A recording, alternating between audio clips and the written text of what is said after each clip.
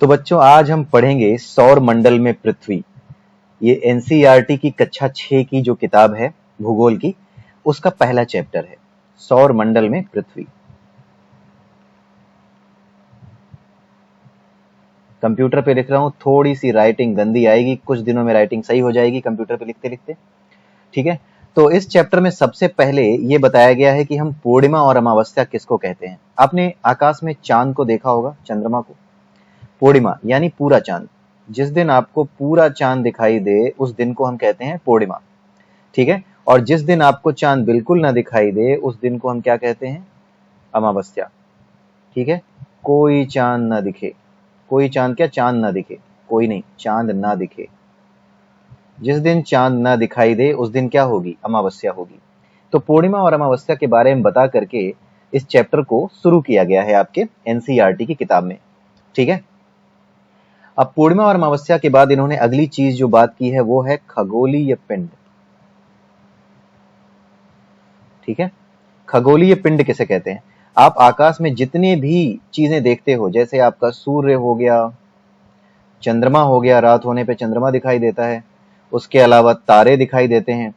ठीक है, ये जितनी चीजें आपको दिखाई देती हैं ये सारी चीजें क्या कही जाती हैं, खगोलीय पिंड कही जाती हैं। तो खगोलीय पिंड की परिभाषा क्या हुई, सूर्य चंद्रमा तारे जितने कुछ भी हमें आकाश में दिखाई देते हैं, जो कुछ भी हमें दिखाई देते हैं वो सब के सब क्या कहे जाते हैं, खगोलीय पिंड कहे जाते हैं। ठीक है, अब खगोलीय पिंड के आगे हम देखते हैं सूर्य के बारे में कि सूर्य का क्या काम है। ठीक है, अच्छा दिन में ये क्यों नहीं दिखाई देते, क्योंकि दिन में रोशनी बहुत ज्यादा होती है, सूर्य की रोशनी ज्यादा, सूर्य की ज्यादा रोशनी के कारण खगोलीय पिंड दिन में नहीं दिखते,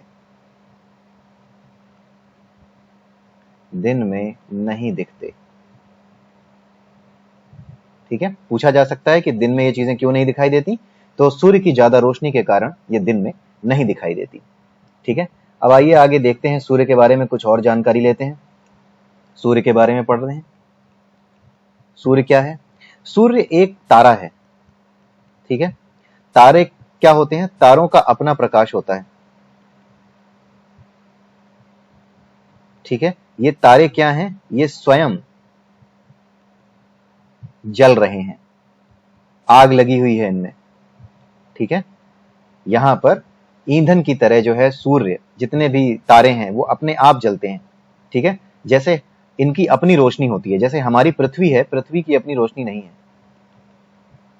ठीक है, ये तारा नहीं है। ठीक, ये हमारी तारा नहीं है क्योंकि इसका अपनी रोशनी और अपना प्रकाश नहीं है। इसको प्रकाश कहां से मिलता है, सूर्य से प्रकाश मिलता है इसको, सूर्य से इसको प्रकाश मिलता है। इसीलिए पृथ्वी तारा नहीं है, ये क्या कही जाती है, ये ग्रह कही जाती है। ठीक है, तो ग्रह और तारे में अंतर समझ में आया। तारा वो होता है जिसका अपना प्रकाश होता है, इसको नोट कर लो, तारा वह है जिसका अपना प्रकाश है, जो स्वयं जल रहे हैं। ठीक है, और पृथ्वी या ग्रह, ग्रह की परिभाषा क्या हो गई, जो सूर्य से या तारे से, ग्रह वो हैं सूर्य से या तारे से प्रकाश लेते हैं। ठीक है, ग्रह वो हैं जिनको प्रकाश कहां से मिलता है, या तो उनके सूर्य से मिलता है या तारे से मिलता है। जैसे पृथ्वी का सूर्य क्या है, सूर्य है। पृथ्वी का जो तारा, जिस तारे का चक्कर पृथ्वी लगाती है, जिस तारे से पृथ्वी को प्रकाश मिलता है, वो कौन सा तारा है, सूर्य है। तो सूर्य वो तारा है जिससे पृथ्वी को प्रकाश मिलता है।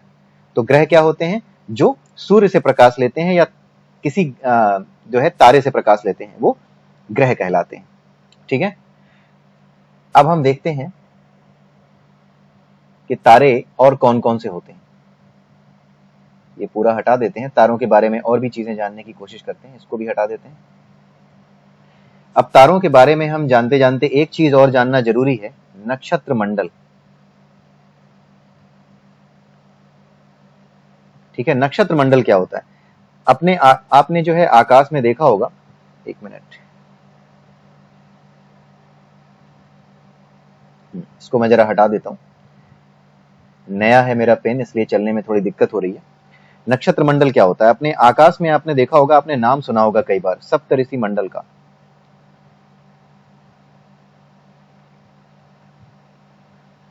ये क्या होता है, सप्त का मतलब है सात, तो ये 7 तारों का समूह है। ये तारे कुछ ऐसे दिखते हैं, 1 2 3, 4, 5, फिर यहाँ पे इनका होता है 6 और ये 7वां तारा। ये ऐसा आकाश में सप्तऋषि मंडल दिखाई देता है। अगर आप रात में छत पे सोते हैं तो आप कभी जो है रात में इसको देखिएगा, सप्तऋषि मंडल को फाइंड आउट करने की कोशिश कीजिएगा। ये 7 तारों का समूह होता है, ये सप्तऋषि मंडल कहलाता है। ठीक है, ये जो सप्तऋषि मंडल है ना, ये नक्षत्र मंडल का हिस्सा होता है। नक्षत्र मंडल का हिस्सा होता है। नक्षत्र मंडल में क्या होता है, कई तारे होते हैं। ठीक है, नक्षत्र मंडल में कई तारे होते हैं। तो ये 7 तारे एक नक्षत्र मंडल का हिस्सा हैं। ठीक है, ये जो 7 तारे हैं एक नक्षत्र मंडल का हिस्सा है। उस नक्षत्र मंडल को क्या कहते हैं, जिस नक्षत्र मंडल का ये हिस्सा है 7 तारे, नक्षत्र मंडल में क्या होते हैं, कई तारे होते हैं। उन्हीं कई तारों में ये 7 तारे मिलकर के सप्तऋषि मंडल बनाते हैं। ठीक है, तो ये जिस नक्षत्र मंडल का हिस्सा है ये 7 तारे, उस नक्षत्र मंडल को क्या कहते हैं, उस नक्षत्र को मंडल को कहते हैं उर्सा मेजर या बिग बियर।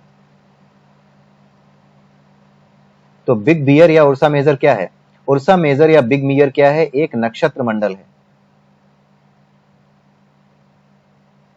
ये एक नक्षत्र मंडल है और इसी नक्षत्र मंडल में ये जो 7 तारे हैं, यहाँ पे जो दिख रहे हैं आपको, ये 7 तारे, ये सप्तऋषि मंडल कहलाते हैं। तो ये पूछा जा सकता है कि हमारा जो सप्तऋषि मंडल है वो किस नक्षत्र मंडल का हिस्सा है, तो वो किस नक्षत्र मंडल का हिस्सा है, उर्सा मेजर या बिग बियर का। ठीक है, तो ये प्रश्न कोई पूछता है कि आपका जो सप्तऋषि मंडल है वो किसका हिस्सा है, तो आप क्या बताओगे कि वो सप्तऋषि मंडल हमारे उर्सा मेजर या बिग बियर का हिस्सा है। ठीक है, अब जरा इस सप्तऋषि मंडल के अलावा एक चीज और हम इंपॉर्टेंट पढ़ते हैं, जो है ध्रुव तारा। ठीक है, हमारी पृथ्वी जो है ना, जब ये घूमती है सूर्य के चारों ओर, हमारा जो सूरज है उसके चारों ओर ये पृथ्वी चक्कर लगाती है। ये पूरा एक पाथ है, ये रास्ता है, इसको रास्ता समझो कि इस रास्ते पे पृथ्वी जो है चक्कर लगा रही है सूर्य का, और ये है सूर्य, एस से दिखा दिया। ठीक है, तो जब ये चक्कर लगाती है तो जो ऊपर आसमान में तारे हैं, तो जब ये चक्कर लगा रही है, जब ये यहां पहुंचेगी तो कहीं और ये तारा, ये वाला तारा कहीं और दिखाई देगा, फिर जब यहां पहुंचेगी तो ये तारा कहीं और दिखाई देगा, यहां पहुंचेगी ये तारा कहीं और दिखाई देगा, क्योंकि पृथ्वी की लोकेशन बदलती रहती है। ठीक है, लेकिन यहीं पर एक तारा ऐसा है ऊपर, जो कभी भी पृथ्वी की ऊपर, पृथ्वी पर रहने वाले व्यक्ति को कभी भी अपनी जगह बदलता हुआ दिखाई नहीं देता। ठीक है, इसी तारे को ध्रुव तारा कहते हैं, अपनी जगह बदलता नहीं है। ठीक है, एक तारा ऐसा है जो अपनी जगह नहीं बदलता है, नहीं बदलता दिखता। ठीक है, एक तारा ऐसा है जो अपनी जगह नहीं बदलता दिखता, उसी तारे को हम क्या कहते हैं, ध्रुव तारा कहते हैं। ठीक है, ये अपनी जगह बदलता क्यों नहीं दिखता, इसका कारण है। ठीक है, उसका कारण ये है कि आप अगर ये, आपने छाता देखा है, आप एक छाता बनाओ यहां से, ये रही पृथ्वी। पृथ्वी जो है ना, ये आप ये समझो, ये पृथ्वी एक आलू है, ये आलू है, ये पृथ्वी, और इस आलू में एक सींक घुसा दी आपने, ये सींक, ये लंबी सी सींक या ध्रुव तारे तक मिला दिया आपने। तो ये जो सींक है ना, इसी सींक को जब आप घुमाते हो तो इसी सींक के चारों ओर ये पृथ्वी घूम रही है। अब ये घूम के चाहे कहीं भी पहुंचे, तो अगर आप एक छाता देखोगे तो जैसे छाता होता है ना, उस छाते से कई तीलियां निकली होती हैं। ठीक है, ऐसे ऐसे करके कई तीलियां निकली हुई हैं और पूरा छाता बना रही हैं। तो पूरा जो रास्ता है ना, उस रास्ते को आप ये समझो कि वो एक छाता है। अगर छाते के कहीं किसी बिंदु पर आप चले जाओ और वहां से उसके सेंटर को देखो, ठीक है, जैसे ये छाता होता है, आपका छाता कुछ ऐसे होता है। ठीक है, ऐसे ऐसे छाता होता है, और इस छाते को चाहे आप यहां से देखो, ये तीली इससे जुड़ी हुई है, ये तीली इससे जुड़ी हुई है, ये तीली इससे जुड़ी हुई है, तो आप इस तीली पे कहीं पे किसी भी जगह पे एक पृथ्वी को मान लो कि पृथ्वी अभी यहाँ है, पृथ्वी फिर यहाँ है, पृथ्वी फिर यहाँ है, फिर यहाँ है। ऐसे ही तो घूम रही है पृथ्वी, जैसे छतरी होती है एक सेंटर के चारों ओर। तो ये जो पृथ्वी है, जब इसके जो अक्ष है जिस पर ये घूम रही है, ये जो तीली है जिसकी अक्ष पे ये घूम रही है, कोई तीली है नहीं, केवल एक काल्पनिक तीली है। आपको एक कल्पना करनी है कि एक तीली है, जो कि इस तीली के चारों तरफ ना, ये पूरा का पूरा इस तीली से ये ध्रुव तारा जुड़ा हुआ है। तो अगर आपकी पृथ्वी ऐसी है, ठीक है, ये पृथ्वी है नीचे वाली, और इसकी तीली से ये ध्रुव तारा जुड़ा हुआ है, तो आप चाहे कहीं पहुंच जाएं, ये चाहे घूम के कहीं पहुंचे, ये ऐसे करके छतरी को आप चाहे जैसे घुमाएं, किसी जगह पे घुमाएं, वो तारा हमेशा क्या होगा, जब भी आप उसको देखेंगे तो वो तीली जो छतरी का जो मेन ऊपर वाला पॉइंट है वो हमेशा एक जगह पे दिखाई देगा। इसी वजह से ये जो तारा है ना, ये हमेशा एक जगह दिखाई देता है। तो उसका कारण क्या है ध्रुव तारे के एक जगह दिखाई देने का? कि वो पृथ्वी की घूर्णन, घूर्णन माने घूमने वाली, घूर्णन अक्ष आप समझ गए, घूर्णन अक्ष के ऊपर है।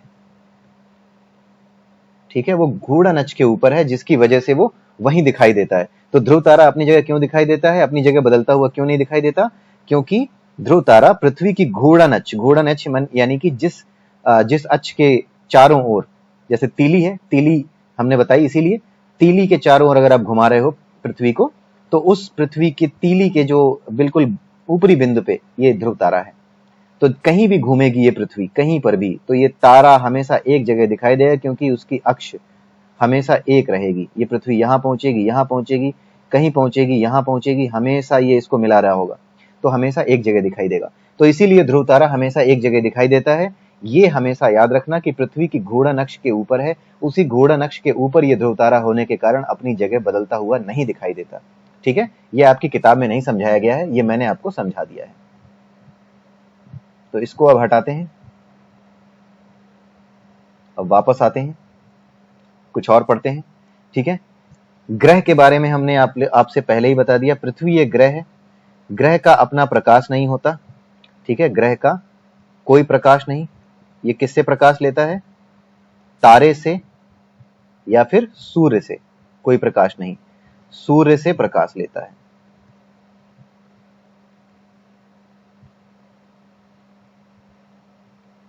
ठीक है, सूर्य से प्रकाश लेता है, ग्रह का अपना कोई प्रकाश नहीं होता। और ग्रह किसका चक्कर लगाते हैं? सूर्य का चक्कर। ग्रह जो है वो सूर्य का चक्कर लगाते हैं। अब एक चीज और होती है, उपग्रह। उपग्रह क्या होते हैं? जो ग्रह का चक्कर लगाते हैं। ठीक है, इसकी परिभाषा भी याद रखिएगा। उपग्रह क्या होते हैं? जो ग्रह का चक्कर लगाते हैं। अब जैसे पृथ्वी है, पृथ्वी का चक्कर कौन लगाता है? चंद्रमा। ठीक है, तो चंद्रमा क्या है? पृथ्वी का उपग्रह है। क्यों उपग्रह है? क्योंकि पृथ्वी एक ग्रह है। पृथ्वी ग्रह क्यों है? क्योंकि पृथ्वी का अपना प्रकाश नहीं है, पृथ्वी को प्रकाश सूर्य से मिल रहा है। जिस खगोलीय पिंड को किसी सूर्य का प्रकाश मिले, किसी तारे का प्रकाश मिले, उसको ग्रह कहते हैं। और उस ग्रह के चारों ओर जो चक्कर लगाता है जो ग्रह, उसको क्या कहते हैं? उपग्रह कहते हैं। तो चंद्रमा जो है पृथ्वी का चक्कर लगाने के कारण ये पृथ्वी का उपग्रह है, और पृथ्वी सूर्य का चक्कर लगाने के कारण, ये रहा सूर्य, सूर्य का चक्कर लगाने के कारण ये क्या है? पृथ्वी इसका चक्कर लगा रही है सूर्य का, और ये चंद्रमा किसका चक्कर लगा रहा है? पृथ्वी का। तो पृथ्वी का चक्कर लगाने के कारण चंद्रमा क्या हो गया? उपग्रह हो गया। तो ऐसा कोई भी खगोलीय पिंड जो ग्रह का चक्कर लगाता है वो उपग्रह कहलाता है। ठीक है, हमारी पृथ्वी का एक उपग्रह है चंद्रमा। उस तरीके से आप अगर दूसरे ग्रहों को देखेंगे, जैसे कि बृहस्पति है, उसके 27, कई बार कुछ के 18, कुछ के 21, इस तरीके से भी उपग्रह हैं। ठीक है, अलग अलग ग्रह हैं। तो उन ग्रहों के नाम अब हम पढ़ने जा रहे हैं कि वो ग्रह कौन कौन से हैं। इसको हटा देते हैं और अब देखते हैं सौर मंडल के बारे में। सौर मंडल में क्या क्या होता है? सूर्य होता है, ग्रह होते हैं, ग्रहों के क्या होते हैं? उपग्रह होते हैं। उसके अलावा क्या होते हैं? क्षुद्र ग्रह होते हैं। और उसके अलावा क्या होते हैं? उल्का पिंड। ये सब मिल करके क्या बनाते हैं? सौर मंडल बनाते हैं। ये सब मिल करके सौर मंडल का निर्माण करते हैं। ठीक है, सूर्य के बारे में आप पढ़ चुके हैं, ग्रह के बारे में आप पढ़ चुके हैं, पृथ्वी एक ग्रह है, उपग्रह के बारे में आप जान चुके हैं। इन दोनों के बारे में अब हम पढ़ेंगे, लेकिन उससे पहले हम देखेंगे कि हमारा जो सौर मंडल है उसमें कितने ग्रह हैं और उनके नाम क्या हैं। ठीक है, हमारे सौर मंडल में अगर हम सूर्य को देखें, ठीक है, सूर्य के सबसे, ये रहा सूर्य, सूर्य के बाद सबसे पहले जो ग्रह आता है वो है बुध। ठीक है, बुध के आगे जो ग्रह आता है वो है शुक्र। ठीक है, शुक्र के आगे जो ग्रह आता है उसको क्या कहते हैं? पृथ्वी, हमारा ग्रह। फिर आता है मंगल, मंगल के बाद आता है बृहस्पति, फिर क्या आता है, फिर आता है आपका शनि, ठीक है। उसके बाद आता है क्या, यूरेनस, और उसके बाद आता है क्या, नेपच्यून, ठीक है, नेपच्यून आता है। उसके बाद आता है प्लूटो, ठीक है। लेकिन प्लूटो ना अब एक ग्रह नहीं रहा, ठीक है। ऐसा नहीं है कि ये गायब हो गया सौरमंडल से, ये है, लेकिन एक सोसाइटी है जो डिसाइड करती है, कुछ लोग होते हैं उस सोसाइटी में, वो डिसाइड करते हैं कि किस चीज को ग्रह कहा जाए और किसको ग्रह नहीं कहा जाए। तो इन्होंने डिसाइड किया कि हमारा जो प्लूटो है उसको आज से ग्रह नहीं कहना, यानी कब से, 2006 में एक संस्था है, उस संस्था का नाम मैं आपको अगले वीडियो में बता दूंगा। उस संस्था ने ये तय किया कि प्लूटो को आज से ग्रह नहीं मानना। तो अब आपके सौर मंडल में कितने ग्रह रह गए हैं, 1 2 3 4 5 6 7 8, और पहले कितने थे जब प्लूटो था, तो तब 9 हुआ करते थे, अब केवल 8 ग्रह हैं, ठीक है। और पृथ्वी के सबसे नजदीक का ग्रह कौन सा है, बुध है। अगर आप इसको याद रखना चाहें कि किस तरीके से, एक मिनट, ये कुछ गड़बड़ हो जाती है, ठीक है। तो पृथ्वी के सबसे नजदीक का जो ग्रह है वो, सूर्य के सबसे नजदीक का जो ग्रह है वो बुध है, बुध के बाद शुक्र है, पृथ्वी उसके बाद पृथ्वी है। तो बुध जो है, जिस तरीके से पृथ्वी घूमती है ना सूर्य के चारों ओर, उसी तरीके से बुध भी, शुक्र भी, मंगल भी, बृहस्पति भी, शनि भी, यूरेनस, नेपच्यून, ये सब सूर्य के चारों ओर घूमते हैं, ठीक है। हमारी पृथ्वी 365 दिन में 365 दिन में सूर्य का एक चक्कर लगा लेती है, ठीक है। तो जितने दिन में कोई ग्रह सूर्य का एक चक्कर लगाता है, उतने ही दिनों को उस ग्रह पे साल कहते हैं। जैसे पृथ्वी में एक साल कितने दिनों का हुआ, 365 दिनों का, ठीक है। तो जितने दिनों में एक ग्रह सूर्य का चक्कर लगाता है, उतने दिनों का उसमें एक साल पूरा होता है। जैसे 365 दिन में हमारी पृथ्वी चक्कर लगाती है, तो एक साल 365 दिन में पूरा हो जाता है, ठीक है। उसी तरीके से जो बुध है वो कितने दिन में चक्कर पूरा कर लेता है, 88 दिन में। यानी बुध पे एक साल कितने दिनों का है, 88 दिन का है, 88 दिन का एक साल, ठीक है। अपनी किताब में, जो आपकी किताब है एनसीईआरटी वाली, उसमें आप देख करके नोट कर लेना कि कौन कौन सा ग्रह कितने कितने दिनों में एक चक्कर सूर्य का पूरा करता है, ठीक है। और उतना ही दिन का एक साल उस ग्रह पे होता होगा। तो बुध जो है वो एक साल अपना मतलब बुध जो है 88 दिन में सूर्य का एक चक्कर पूरा करता है, इसलिए वहां का एक साल कितने दिनों का होता है, 88 दिनों का होता है, ठीक है। अब हम देखते हैं पृथ्वी का जुड़वां ग्रह, ठीक है। पृथ्वी के अलावा शुक्र के बाद जो एक ग्रह है, शुक्र के आगे जो ग्रह पड़ता है वो आता है पृथ्वी, इसको मुझे हटाना होगा। शुक्र के आगे जो ग्रह है उसका नाम है पृथ्वी, जो हमारा ग्रह है, ठीक है। इस पृथ्वी पे जिस तरह का वातावरण है, जो इसका आकार है पृथ्वी का, और जो यहाँ पे परिस्थितियां हैं, वातावरण, आकार, उसी तरह की परिस्थितियां शुक्र ग्रह पे भी हैं। इसीलिए इसको पृथ्वी का जुड़वां ग्रह कहते हैं। जैसे दो भाई होते हैं ना जुड़वां, वो दोनों एक जैसे दिखते हैं, ठीक है। उसी तरीके से जैसे पृथ्वी है ना, उसी तरीके से शुक्र पर भी जो है परिस्थितियां हैं, वातावरण वहां का वैसा ही है जैसे पृथ्वी का है, काफी मिलता जुलता है, गर्म है। यहाँ पे गैसें कुछ ऐसी हैं जिसकी वजह से यहाँ पे जीवन नहीं है, जीवन यहाँ पर नहीं है, ठीक है, जीवन नहीं है। इस वजह से पृथ्वी का जुड़वां ग्रह इसको कहते तो हैं, लेकिन यहाँ जीवन नहीं है, क्योंकि यहाँ पे पृथ्वी के जैसी ही परिस्थितियां हैं। तो किस ग्रह को पृथ्वी का जुड़वां ग्रह कहते हैं, ये भी कई बार पूछा जाता है, तो उसे शुक्र ग्रह कहा जाता है। शुक्र ग्रह को पृथ्वी का जुड़वां ग्रह कहते हैं, ठीक है। अब आगे चलते हैं, कुछ और पढ़ते हैं।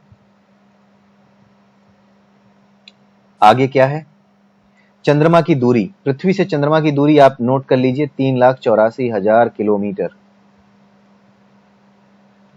ठीक है। पृथ्वी से चंद्रमा की दूरी,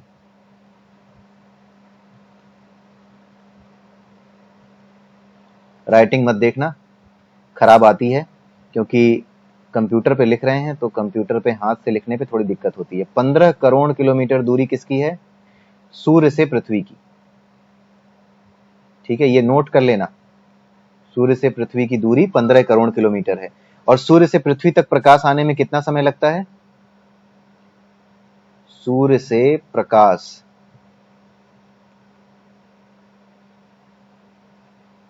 पृथ्वी तक कितने समय में आता है? 8 मिनट में। ठीक है, 8 मिनट में सूर्य से पृथ्वी तक प्रकाश आता है। इतना समय लग जाता है, 8 मिनट सूर्य से पृथ्वी तक प्रकाश आने में। ठीक है, चंद्रमा के बारे में पढ़ लिया। अब जरा हम क्षुद्र ग्रह और उल्कापिंड के बारे में पढ़ते हैं। ठीक है, ये है हमारा सूर्य। इस सूर्य के चारों ओर है आपका बुध है, फिर उसके बाद शुक्र है, फिर पृथ्वी है, ये अर्थ।